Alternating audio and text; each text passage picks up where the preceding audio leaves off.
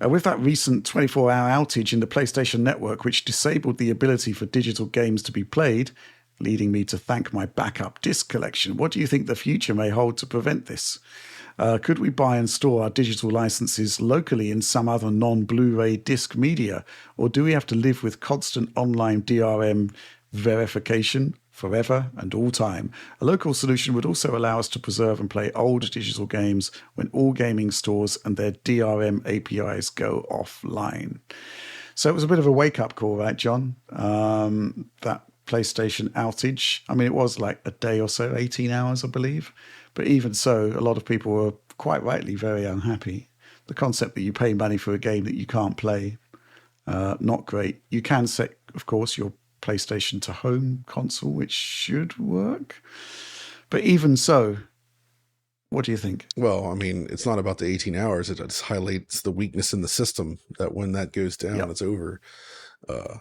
So I think this is a real problem actually going forward because frankly, I don't think companies are that interested in investing money to circumvent this stuff or to allow it to exist after they theoretically shut things down, should that come to pass. You know what I mean? So we've not really seen this solved anywhere as far as I know. Like things with DRM digital licenses, whether we're talking movies, music, they protect them, and protecting them is what's most important to the companies. And investing in a solution that would allow you to play these games offline would require a lot of money. And that's something that would only really be necessary if those services were to shut down. And that's not what they're planning for. They're planning on growing and keeping the services running as much as they can. And if it gets to the point where they have to shut it down, something very bad has occurred. And they're not going to have the money to invest to ensure that customers can continue using the purchases.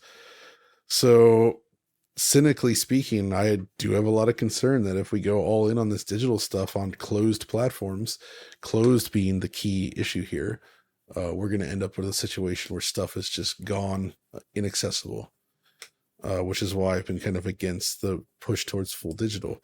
PC is a different story because it is an open platform and DRM can be circumvented and often is. There are workarounds there, but closed platforms, it's a lot more difficult. So yeah, I'm not too positive about where we're going from here. I'm just happy that Nintendo is continuing to run with physical media for the Switch 2. I fear that whatever comes next from Sony and Microsoft will no longer have discs, however, or any other form of storage like that. The issue is that the only foolproof way to actually solve this problem is through piracy, which means circumventing the security features of the consoles to make this stuff happen. That isn't the preferred solution, but it is historically the only way that stuff like the Wii U eShop and whatnot has actually been preserved. Which is, kind of not quite right, almost ironic in a way. And I think it's probably going to be the same with Switch at some point because Switch has been compromised. Crazy stuff. Do you have any thoughts on this, Alex?